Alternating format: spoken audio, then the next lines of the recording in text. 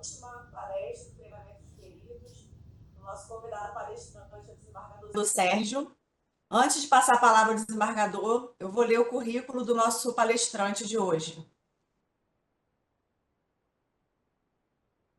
Desembargador do Tribunal Marítimo, suplente de juiz do Tribunal Marítimo na especialidade de armação de navios e navegação comercial, graduado em Ciências Náuticas pela Escola de Formação de Oficiais da Marinha Mercante do SEAGA, atingiu a categoria de capitão de longo curso e a função de comando em 2007, possui cursos de posicionamento dinâmico no Aberdeen College, na Escócia, e de Global Maritime Distress and Safety System no Liverpool College, membro do Nautic Institute em Londres desde 1999, como member, e foi eleito fellow em 2010.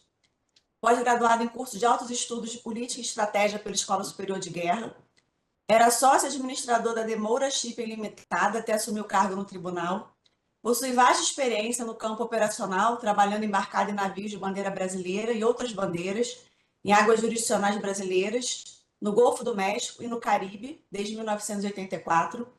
No campo empresarial, tem experiência de 30 anos na área de navegação, com ênfase em armação, afretamento e compra e venda de navios pela Demora Shipping Limitada, que fundou em 30 de agosto de 1993. Passo a palavra para o senhor desembargador Sérgio para dar início à sua apresentação. Bom, senhoras e senhores, bom dia.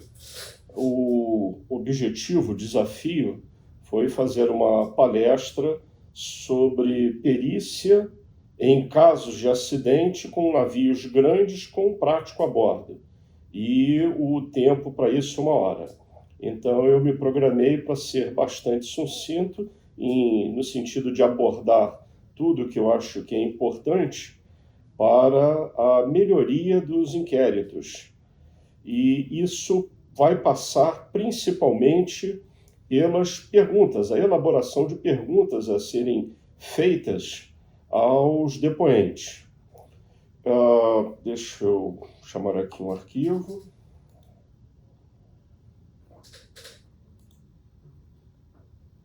Esse aqui? Não, ainda não, PowerPoint. Deixa eu ver.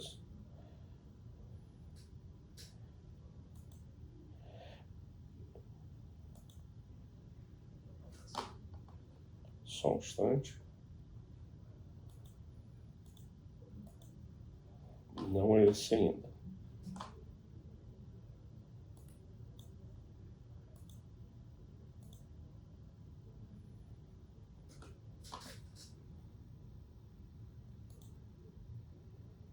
Só um instante, por favor.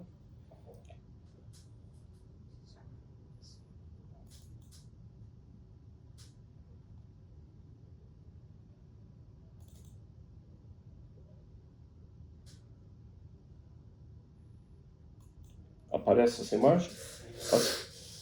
Procuradora, a senhora consegue ver a imagem que eu estou mostrando para todos ou ainda não? Não, senhor.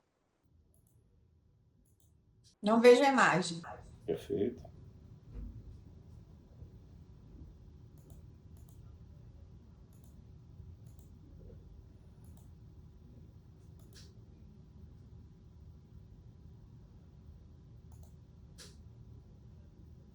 Enquanto eu busco a imagem, lembrando que o lema do Tribunal Marítimo é a justiça e a segurança para a navegação.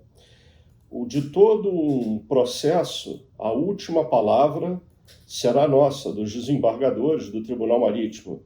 Mas para chegarmos a isso, a primeira palavra será a de todos vocês, que elaborarão o inquérito. Então, um inquérito bem feito, ele primeiro gera celeridade ao processo, porque evitará que a Procuradoria Especial da Marinha peça diligências no sentido de obter maiores informações. E traz mais segurança para os julgadores, baseado no nível e na qualidade de informações que foram obtidas durante o inquérito, durante os depoimentos. A procuradora já consegue ver uma imagem de um inquérito que eu busquei aqui? Sim, senhor. Agora eu estou vendo a imagem. Perfeito. Como eu não sabia em que nível estavam todos, eu escolhi um inquérito aleatoriamente apenas para mostrar, né, o início de tudo. Uma portaria de um capitão dos portos. Só lembrando, é aleatório mesmo, tá? Eu escolhi um qualquer, não tem nada específico nesse inquérito aqui. Ele não está todo aqui, são só as páginas iniciais para mostrar o que eu pretendo defender. Então, chega-se no início do inquérito ao rol de quesitos a serem respondidos pelos peritos. É aqui, nesse início, que é importante, é o objetivo da minha palestra, né? Que ele seja o mais aprofundado possível, de modo a obter a maior quantidade e qualidade de informações. Então, temos um inquérito aqui onde foram elaboradas, para esse acidente específico, um rol de 16 questões. E, nesse caso específico aqui, muito boas as questões, mas eventualmente poderiam ser acrescidas de outras, né? Então, fazer um relato detalhado sobre a colisão, perfeito. O depoente presenciou o acidente. Isso são perguntas assim, boas, pertinentes, mas poderíamos ter buscado maiores informações, e eu vou chegar até esse ponto. Então, a opinião do comandante, houve erro de navegação, quem foi responsável, o comandante concordou com a manobra realizada, e a partir dessas perguntas elaboradas a todos os depoentes, que a capitania, a autoridade marítima, vai selecionar os que ela entende que participaram desse acidente, vamos chegar na fase do inquérito do laudo de exame pericial, que vai ser a base do início do processo. Então, esse laudo de exame pericial, ele vai atribuir aí a responsabilidade na visão dos peritos. O encarregado do inquérito poderá atuar em consonância com os peritos ou não, e, ao final do inquérito, encaminhará ao Tribunal Marítimo, que encaminhará à Procuradoria, e a Procuradoria Especial da Marinha, ela verificará se bastou ou se será necessário fazer diligências. Então, nós temos aqui o rol de quesitos, as respostas e a conclusão. Então, vejam bem, senhores, todos que me assistem agora, se ainda não fazem e farão, é aqui que os senhores entrarão. Os peritos, inspetores navais e, ao final, o encarregado do inquérito e o capitão dos portos. Bom, quais são as documentações mais importantes a serem seguidas e lidas para a elaboração do inquérito? Atualmente, Norman 302, que era ex-Norman 9, que trata exatamente de inquéritos e acidentes e fatos da navegação. Como eu já mencionei, vai passar pelos peritos, encarregado do inquérito, capitão dos portos, Tribunal Marítimo, PEM, e volta para o Tribunal Marítimo. Dependendo do acidente, do que ocorreu, a leitura e a observação das NPCP ou NPCF, conforme forem as capitanias, delegacias ou agências. A Lei Orgânica do Tribunal Marítimo, a Lei 2180, nos artigos 33 a 40, ela versa também sobre os inquéritos e o fato da navegação. E como me foi pedido, né, fazer a palestra sobre navios grandes com prático a bordo, a Norman 311, antiga Norman 12, é uma leitura quase que obrigatória para uma formatação de um rol de quesitos e perguntas mais abrangente e mais pertinente. Então, acabei de mostrar um exemplo de inquérito com perguntas, ao final com laudo de exame pericial, e passo agora a ilustrar os motivos pelos quais vamos chegar ao final com as perguntas faltantes, as que faltaram, para a melhoria do inquérito e celeridade processual. Publicações como o Bridge Team Management, ou como são chamados os cursos do PREPOM, GPO, ou o gerenciamento de passadiço, eles abordam um aspecto bem interessante. Deixa eu puxar a imagem aqui na tela, só um instante.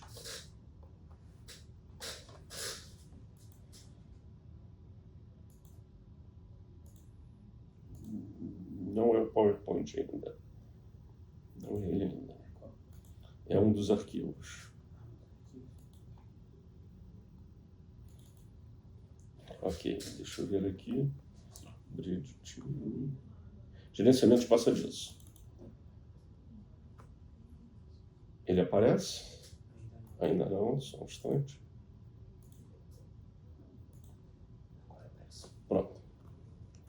Só confirmando, procuradora, já tem uma imagem nova na tela para todos? Estou vendo a imagem. Isso são apenas publicações da minha biblioteca pessoal, que não é necessário a compra ou a leitura especificamente dela, porque temos correspondentes no ensino profissional marítimo. Nesse caso, como eu lhe falei, tudo relacionado ao curso, a GPO, o especial de gerenciamento de passadiço para oficiais, que trata exatamente disso, gerenciamento de passadiço, vai absorver todos os pontos que eu vou mostrar. Então, o que é importante quando o perito vai a bordo logo após um acidente? Primeiro, ver se a derrota ela foi estabelecida. Se na carta de navegação, seja em papel ou a eletrônica, se os oficiais de navegação, os oficiais navegadores, eles estabeleceram as no-go areas, ou seja, áreas que devem ser evitadas de qualquer maneira, não devem ser invadidas em hipótese nenhuma, se os rumos foram devidamente traçados, que eu esqueci de virar uma página. Já peço desculpas antecipadas, mas estão aqui os rumos traçados. Está de cabeça para baixo, mas estão aqui os rumos traçados. Então, isso é um ponto que é interessante obter e juntar ao inquérito, porque vai ajudar muito ao nosso julgamento posterior. Como estava a conformação do passadiço na hora do acidente? Se nós tínhamos o comandante no passadiço, o imediato auxiliando, se tínhamos um timoneiro, o oficial de navegação, alguém na vigilância, todos esses dados são importantes para culpar ou exculpar, e culpando, eventualmente, atenuar a pena se todas as providências foram tomadas. Então, navegação com prático a bordo, e um ponto que eu acho fundamental que os peritos verifiquem a bordo: se houve o MPX. Entre os práticos totalmente conhecido, essas 3 letras, esse anagrama, que é a abreviação de Master Pilot Exchange, que é a troca de informações iniciais quando o prático chega a bordo. Um dos itens a serem requeridos pelos peritos quando chegarem a bordo é o Pilot Card. São as informações do navio que são entregues ao prático, que é profundo conhecedor do porto, mas não conhece o navio. Assim como o comandante, ele é profundo conhecedor do seu navio, mas não conhece o porto que ele está entrando. Então, essa informação, essa troca de informação muito bem feita entre comandante e prático é fundamental para o sucesso de uma operação portuária, de uma manobra de navios dentro do porto. As responsabilidades, monitoramento e, como eu falei, podem ser as cartas físicas ou as eletrônicas ou ambas. E em relação à carta eletrônica, eu farei uma consideração posteriormente que deve também ser motivo de atenção a todos os peritos.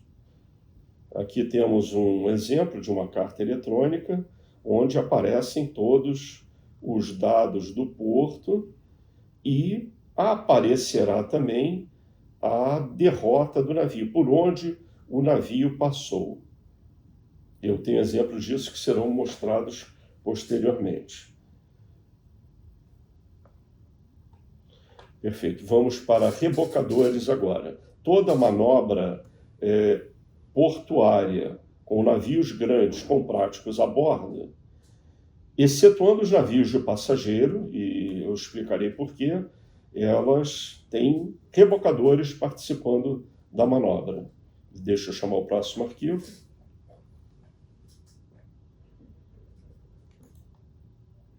Eu vou abrir para perguntas ao final, porque como eu tenho 1 hora para ministrar essa aula, eu fiz um plano de 5 em 5 minutos o que eu tenho que apresentar.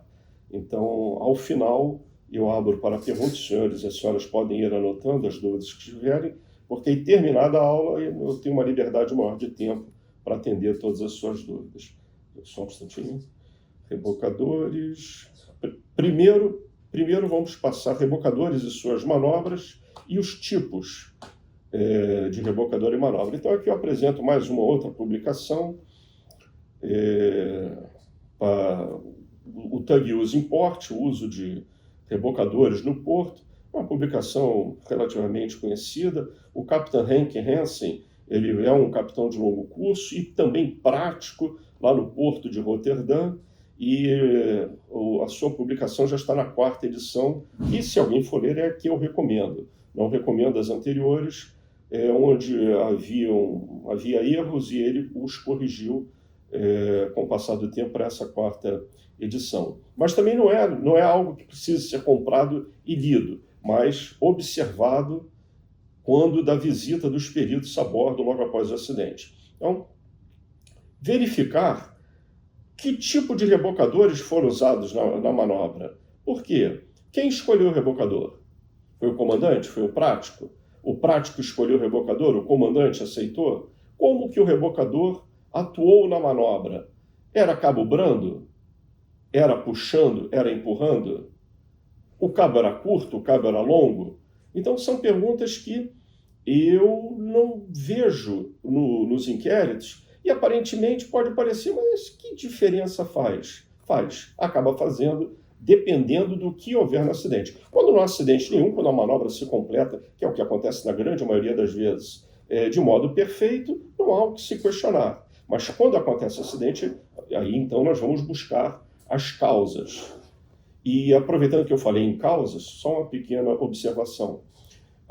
Eu tenho visto relativamente comum em causa determinante as denominações imperícia, imprudência e negligência. Eu estou aberto aqui a ouvir a opinião de todos, mas o meu entendimento é que imperícia, imprudência e negligência são condutas e devem ser mencionadas na decisão, no voto propriamente dito. A causa determinante são outras, né? A causa determinante. O rebocador não tinha potência suficiente. Perfeito. Por quê? Porque houve uma imperícia de quem escolheu o rebocador. Perfeito. A conduta foi imperita, mas a causa determinante foi a falta de potência do rebocador. Só uma pequena observação, porque eu entendo que isso é um ponto que possa ser melhorado. Então temos aqui uma foto de um rebocador, veja, é um cabo curto passado na proa, e eu vou fazer uma explicação. Algumas explicações são técnicas, os peritos eles não precisam se aprofundar nisso. Isso é um conhecimento que é requerido ao comandante e ao prático, e, consequentemente, ao comandante do rebocador, mas apenas para explicar aos peritos o porquê que uma informação dessa, que aparentemente não tem muita relevância, por que ela acaba sendo importante. Então temos aqui nesse livro, o Tug Use in Port, uma fotografia de um rebocador já encostando o navio, ele puxando com cabo curto. Vejam que ele está de popa para o navio. Isso também é importante, e isso é um dos itens que também os peritos devem pedir às 3 partes envolvidas, ao prático, ao comandante e aos rebocadores, sempre procurarem fazer um croquis da manobra, porque isso explica muito a dinâmica de toda a manobra. Aqui nós temos, nessa mesma publicação, já rebocadores com cabo curtíssimo empurrando, proa e popa. Aqui o graneleiro já atracado, onde pode-se observar a amarração dele, lançantes na proa, traveses, springs na popa também. Por que 4 lançantes? Por que só um spring? Então, atentar para como foi feita a amarração, quem definiu, quem escolheu, foi o porto que já conhece as características do porto, foi o operador portuário que sugeriu isso, foi o prático que já conhece toda a área, foi o comandante que conhece o seu navio. Então, são informações importantes a constarem no inquérito. Aqui eu achei interessante porque estamos falando de autoridade marítima, ver que também existem as operações com os navios destinados não ao transporte de mercadorias, mas os navios de guerra, a manobra com porta-aviões, com submarino. E aqui, sim, uma tabela que eu acho importante. Isso tudo vai ficar disponibilizado. Disponibilizarei para a Procuradoria Especial da Marinha, que disponibilizará para todos os senhores e senhoras. Uma tabela bem interessante, deixa eu ver o tempo, ainda estou dentro do prazo, 10h20. Uma tabela bem interessante com várias alternativas, onde uma operação, uma manobra portuária, ela vai envolver a combinação entre cada um item de cada uma dessas colunas. Então, se fizer uma análise combinatória aqui, veremos que vai dar milhares de combinações possíveis. Então, como estavam as condições de tempo? O céu estava alto, tinha ondas, o vento era forte, era fraco. Gelo não é o nosso caso. Mas a passagem, como foi feita? Era um rio, era um canal? O método de assistência, né, era rebocando com o cabo passado, era empurrando e puxando, era apenas um rebocador escorteando. Qual era o tipo de rebocador? Isso também faz diferença. Era um convencional? Ele tinha um propulsor, 2, 3 propulsores? Ele era um trator? Ele era um azimuth, um stern drive? Enfim, que tipo de rebocador que era? Ele estava com cabo na popa, na proa? A experiência de cada um deles, a segurança do rebocador. Então, são pontos que podem ser perguntados e devem, porque todo acidente envolvendo, pelo menos aqui nosso, que é o nosso caso, estamos preparando peritos para a Autoridade Marítima Brasileira. Então, estamos restringindo a nossa realidade. Todo acidente ou fato da navegação envolvendo prático, podemos esperar a presença e a atuação de advogados altamente experientes para defender os seus clientes práticos. Nós temos advogados maritimistas que já foram comandantes, que já foram juízes do Tribunal Marítimo, que são práticos ainda exercendo, são advogados maritimistas e são práticos, ou seja, profundos conhecedores. Então, como nós buscamos justiça e segurança para a navegação, quanto melhor for o inquérito, mais o Tribunal Marítimo terá condições de fazer um julgamento apropriado e alcançar uma decisão apropriada perante toda uma defesa que será altamente qualificada. Aqui mais uma tabela de rebocadores, tipos de rebocadores. Isso é algo que eu me colocarei à disposição se houver dúvidas posteriores, não as dúvidas hoje, especificamente sobre a aula, mas qualquer dúvida sobre isso, quem quiser se aprofundar, estaria à disposição o tempo todo.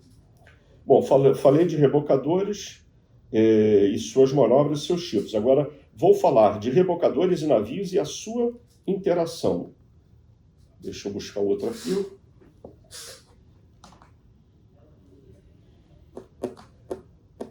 Eu registro aqui o auxílio do nosso analista técnico de informática do Tribunal Marítimo, Igor, que está me auxiliando.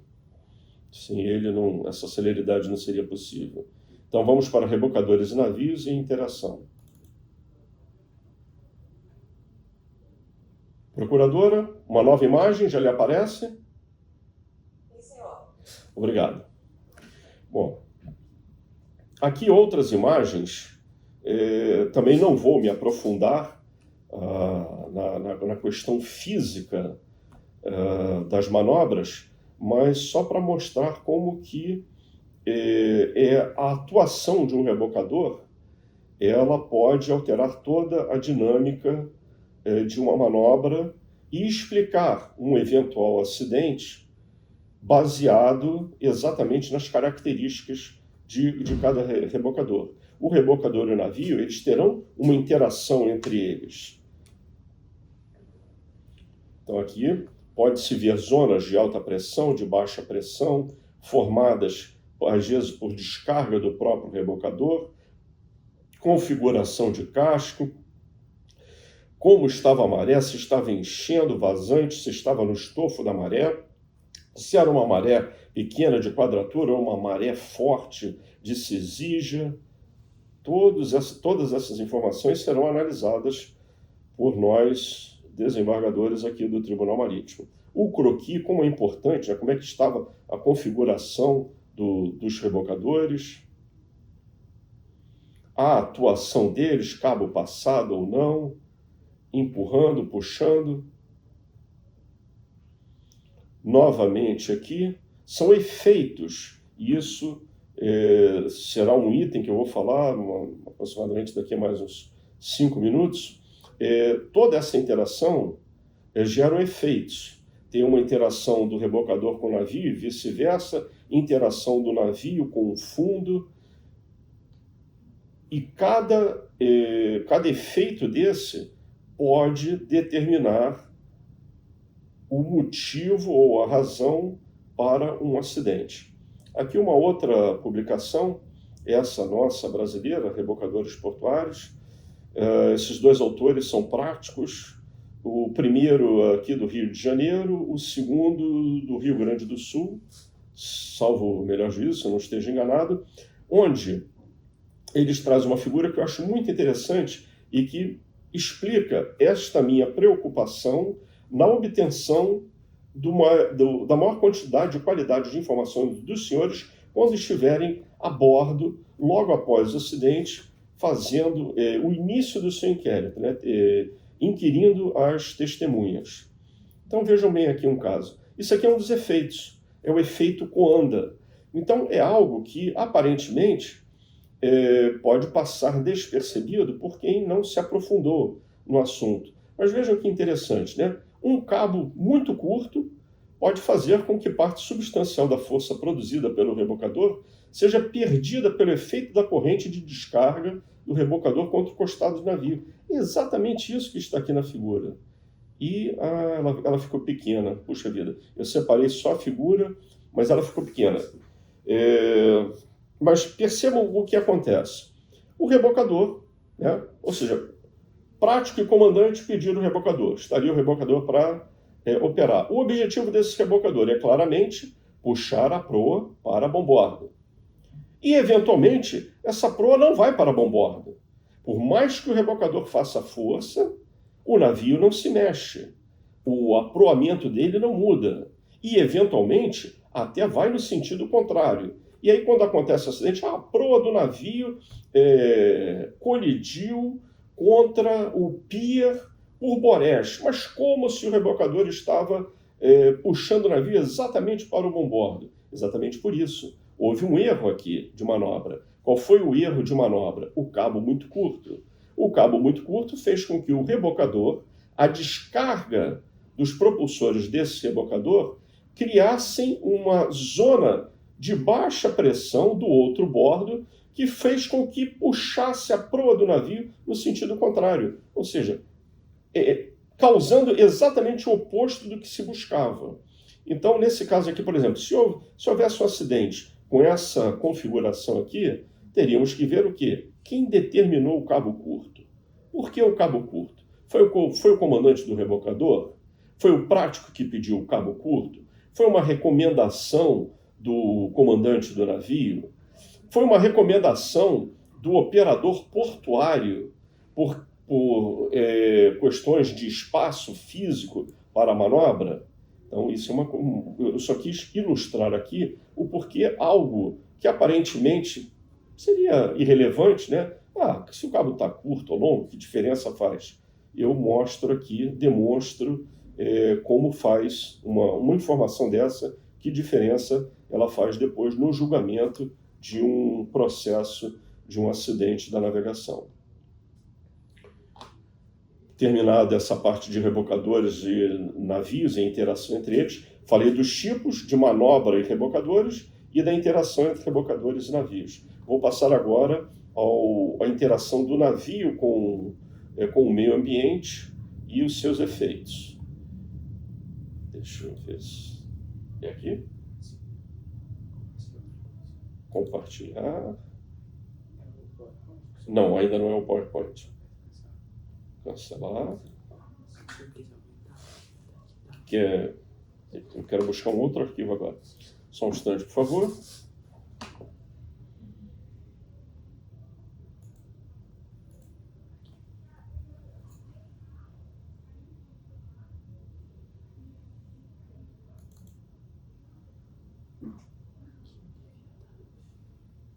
Mudou a imagem, procuradora?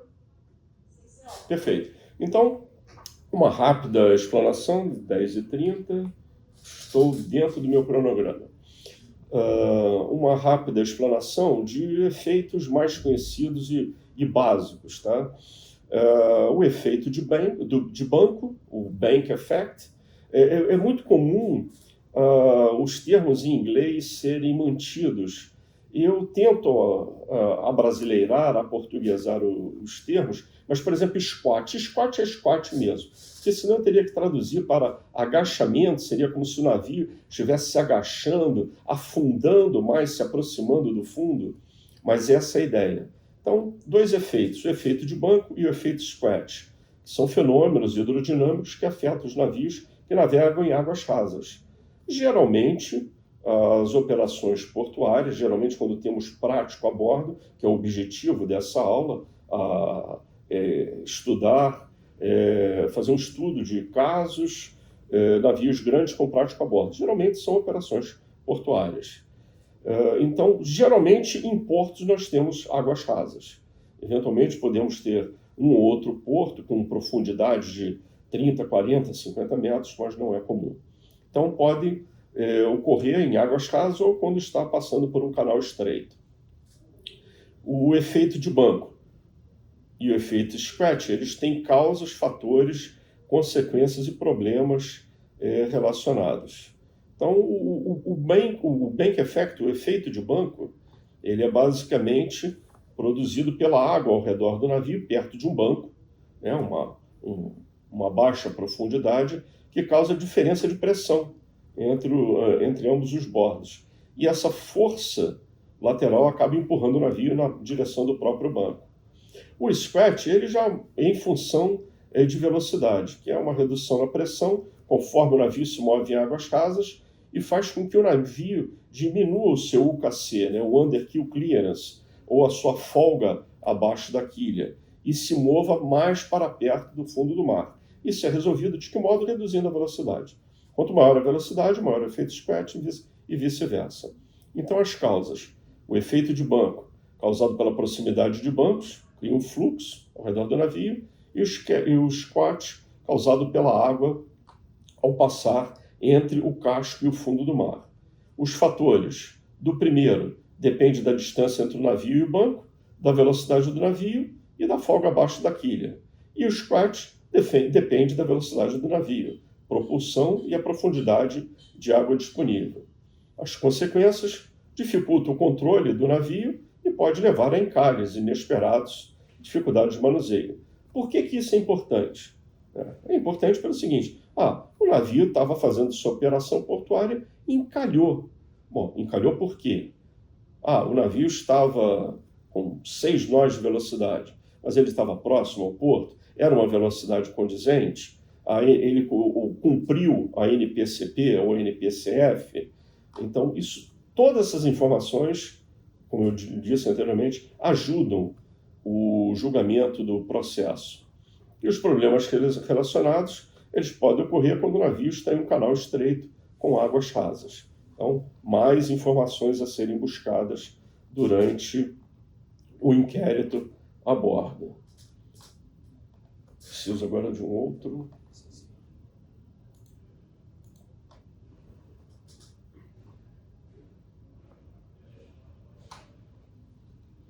Vou mostrar aqui mais uma outra publicação, Ship Handling for the Mariner. São publicações conhecidas, tá? Pelos práticos, pelos comandantes. Bibliotecas de navios têm todas essas publicações. Aqui no Tribunal Marítimo, creio que também tenho.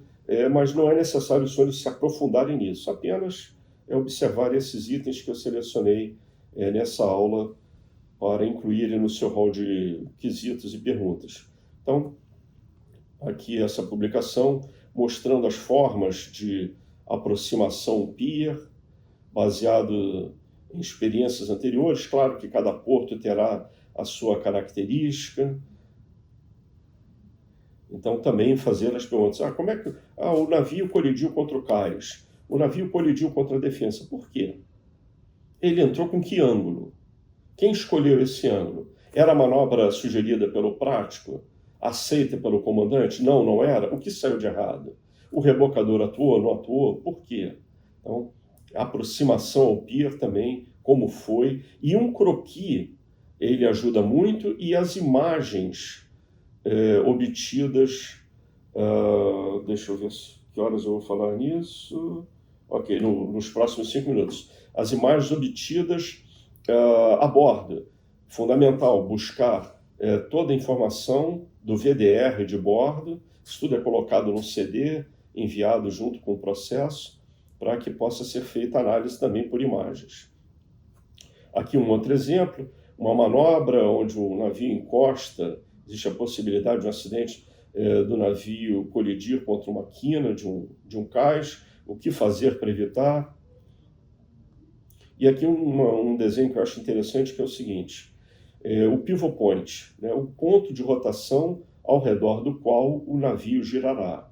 Esse ponto pivô, ele é móvel e ajuda muito a aumentar ou diminuir o braço de giro, a posição desse pivot point. E ele muda como? Com máquina avante ou com máquina ré. Não é toda a força, não. Uma palhetada ré, uma máquina muito pouco devagar a ré ou adiante, muda a posição desse pivot point e auxilia na atuação do rebocador. O rebocador não está conseguindo descolar o navio do cais. Eventualmente o pivot point está muito adiantado e uma palhetada de máquina a ré pode trazer esse pivot point mais para a ré, aumentar o braço avante e facilitar a operação do rebocador. São coisas que eventualmente passam despercebidas, né? Às vezes até por quem fez a manobra, mas o perito especializado, já sabedor de todos esses conhecimentos, ele vai fazer a pergunta certa, mas não consegui, nesse momento aqui, o rebocador não conseguiu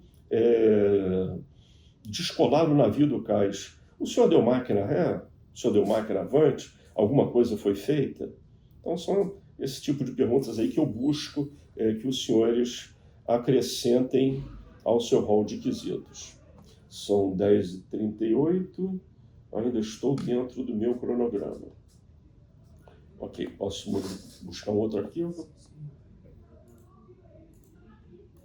Obrigado.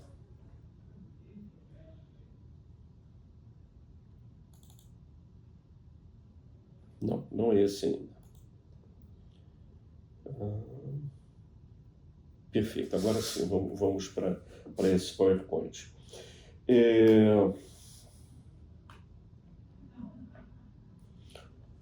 Além das informações do VDR e das cartas de navegação, é interessante também buscar cópias dos diários de navegação em máquinas. Já houve casos julgados aqui no Tribunal Marítimo, onde conseguiu-se a informação principal de explicação do acidente no que foi registrado num diário de navegação. Então, é um outro item também.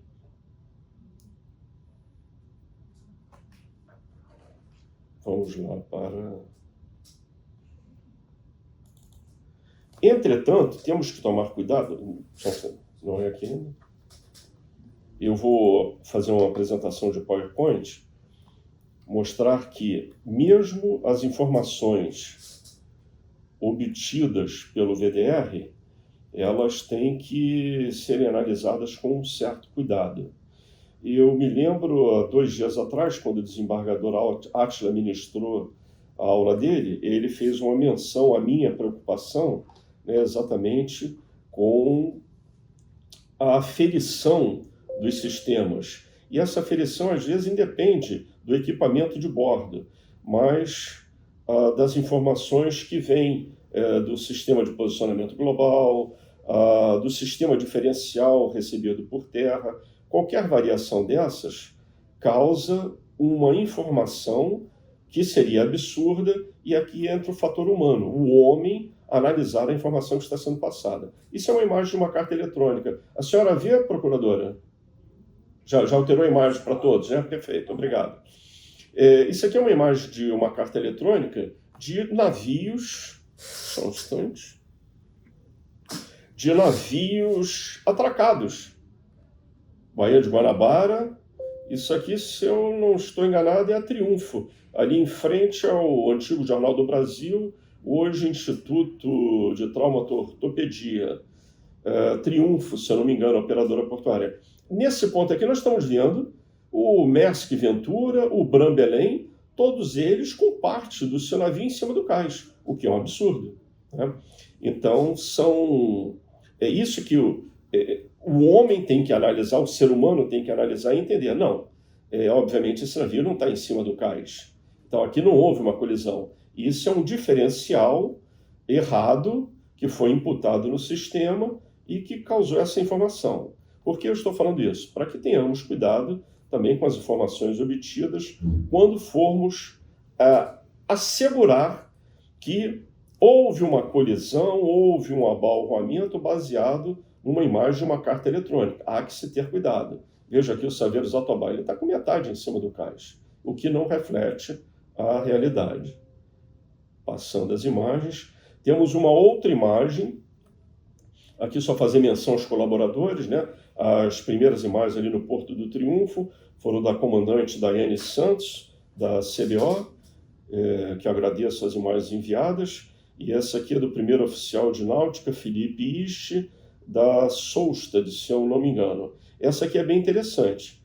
Ela mostra o navio... Eu movendo o cursor, todos veem procuradora, vem o movimento que eu faço aqui no cursor na tela? Então vejam bem, aqui mostra um navio, isso aqui é o caminho que o navio fez, né? Ele passando tranquilamente por cima da Ilha do Caju. Obviamente isso não aconteceu. Então, requer também, é importante termos a imagem, mas requer também uma análise, um estudo, para saber o que temos que considerar e o que temos que descartar. Vejam só esse caso aqui, né? Gritante, é a passagem do navio por cima de uma ilha, o que, obviamente, não aconteceu. E aqui de volta ele na posição. Por isso que temos os aquaviários a bordo para fazer a interpretação dessas informações e entender o que deve ser descartado e o que deve ser usado para uma navegação segura. Perfeito. Agora, mudar para outra imagem. Escape. O vídeo, que é o último. Ainda não. Enquanto não. Só vou deixar aqui. Aliás, deixa eu chamar e eu posso pausar, não posso? Está pausado? Todos já viram essa imagem? Ainda não. Só um instante, por favor. No áudio, pode ser, mas principalmente a imagem.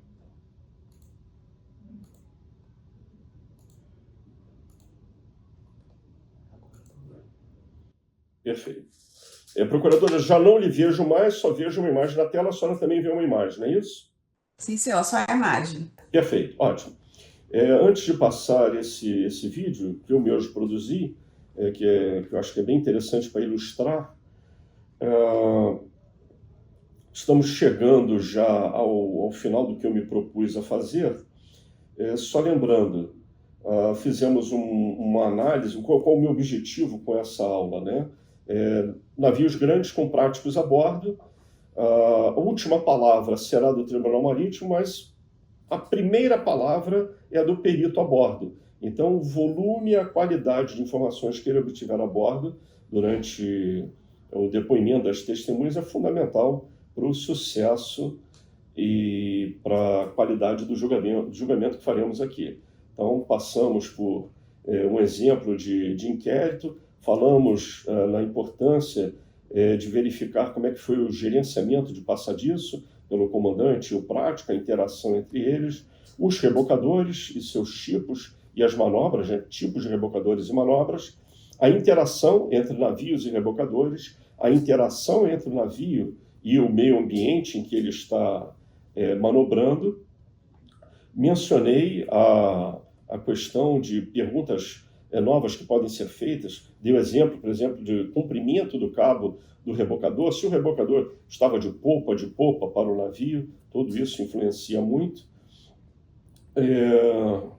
E eu chego ao ponto das declarações, né? Buscando depoimento sempre da tripulação envolvida, do prático, dos comandantes dos rebocadores, se possível forem, é importante, e eventualmente ajuda, em alguns casos, do pessoal do porto. Geralmente o encarregado do porto que participou da manobra orientou, pediu um movimento mais avante, mais a ré, disse quando que poderia se aproximar. Vídeos de segurança das instalações portuárias, se possível for, se houver, é interessante obter também. E aí pode vir a pergunta, poxa, mas nós temos 90 dias para fazer o inquérito, né? Se nos aprofundarmos dessa maneira, vai passar de 90 dias. Eu sou da opinião que é melhor, às vezes, se necessário for, usar um tempo maior. As 3 primeiras prorrogações, o próprio capitão do porto, ele mesmo concede, por mais 90 dias, por mais 90 e por mais 90. Quando chegamos aí aos 360 dias, sem haver necessidade de mais uma prorrogação, aí isso vai para o comandante do distrito naval, caberá a ele, então, conceder mais uma prorrogação, não, mas que quando venha todo o inquérito feito, o laudo do exame pericial, ele esteja completo a um ponto da Procuradoria Especial da Marinha não precisar pedir diligência nenhuma, e nós aqui do tribunal temos todos os elementos fundamentais para o nosso julgamento.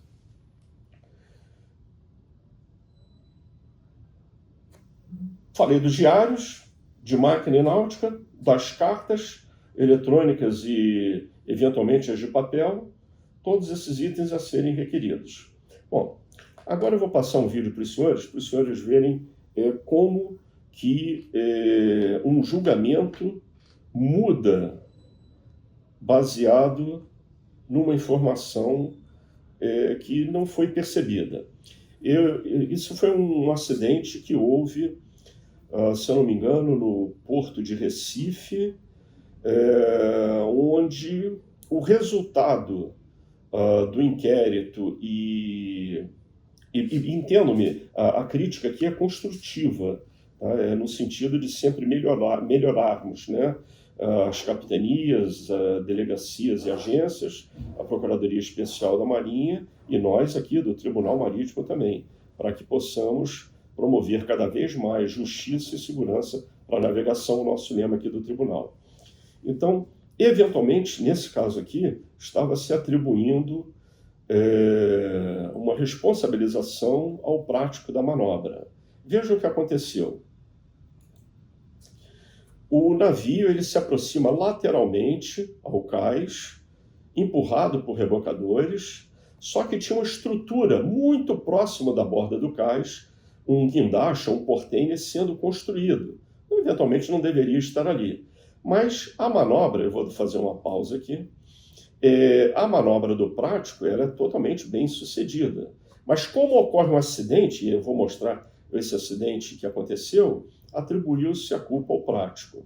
Inicialmente, a culpa não, a responsabilização. Ele foi representado. Né? Então vejam a informação que faltou. E essa informação ela só foi achada, nesse caso, no diário de navegação do navio. Nesse momento que o navio encosta, os rebocadores estão testando, ou seja, empurrando o navio está parado. E já começou-se a passar cabos para a terra. Já existiam 2 lançantes de proa e polpa passado para a terra. Nesse momento, a atuação do prático ela terminou. O prático está ali a bordo, está ali assessorando o comandante, mas ele fez o trabalho dele, ele terminou o trabalho dele. O navio está parado, está encostado. E o que acontece? Né? O evento espúrio, inesperado, enfim, um caso fortuito de força maior. Entra um vento muito forte, inesperado, e faz com que o navio aderne. Veja bem, a simulação do vento e o navio adernando. No que ele aderna, encosta na estrutura no cais. Danos ao navio, uma balaustrada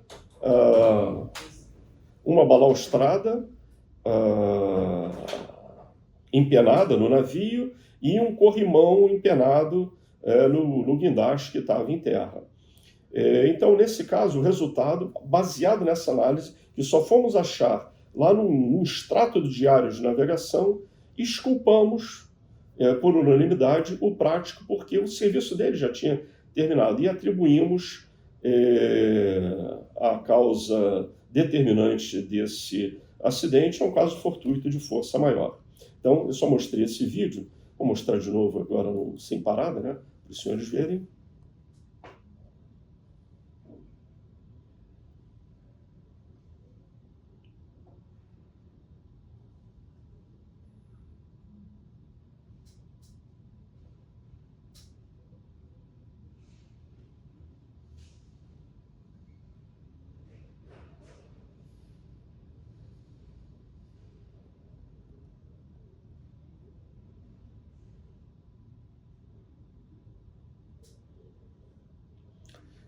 Pronto, agora terminou, as apresentações terminaram, só voltar a câmera para mim.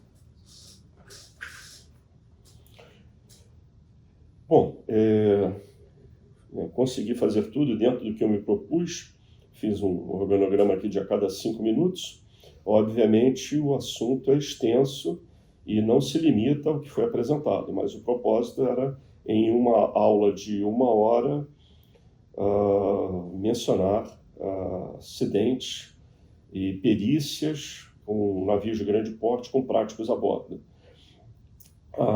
Para fazer o encerramento e as conclusões, que basicamente eu já vim trazendo durante toda a apresentação, só lembrar aquele ponto da causa determinante, na medida do possível, evitarmos de atribuir causa determinante a imperícia, imprudência e negligência.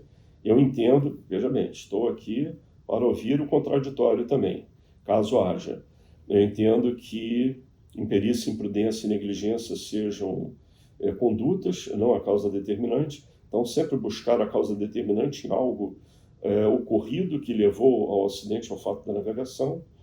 O aumento e a melhoria das perguntas e quesitos a serem questionados aos depoentes.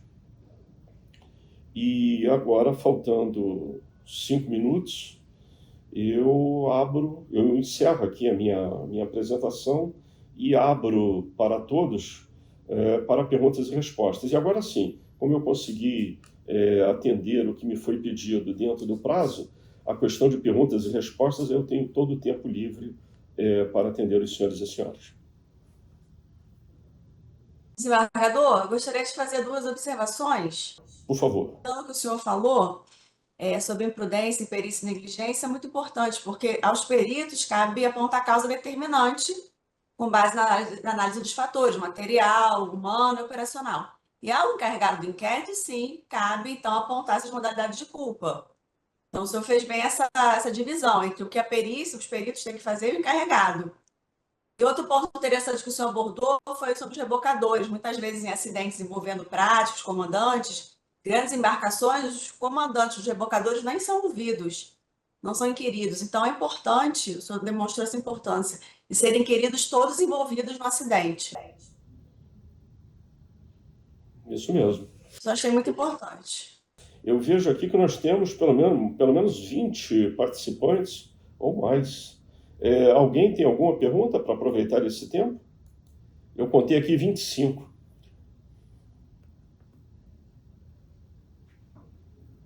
Bom, se não houver uma dúvida agora, mas houver posteriormente, por favor, podem encaminhar. Não sei se poderiam encaminhar para a senhora, procuradora, as perguntas, a senhora encaminhar para mim, enfim.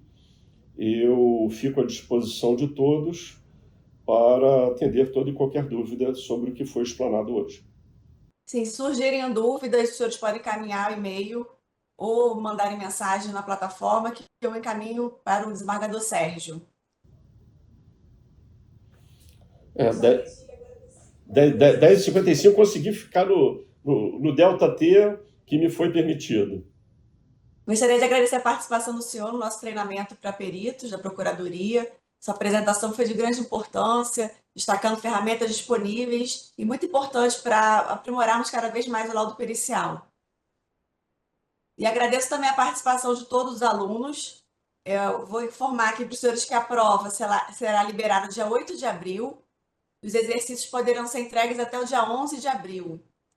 Se os senhores tiverem alguma dúvida também, mandem um e-mail, por favor. Procuradora, para finalizar, eu gostaria de agradecer ao vice-almirante Barros Coutinho, diretor da Procuradoria Especial da Marinha, a oportunidade a mim concedida de ministrar essa aula. Nós agradecemos a participação do senhor, enriqueceu muito o nosso treinamento. Obrigado, até a próxima, então. Então, bom dia a todos, senhores. Até o próximo treinamento.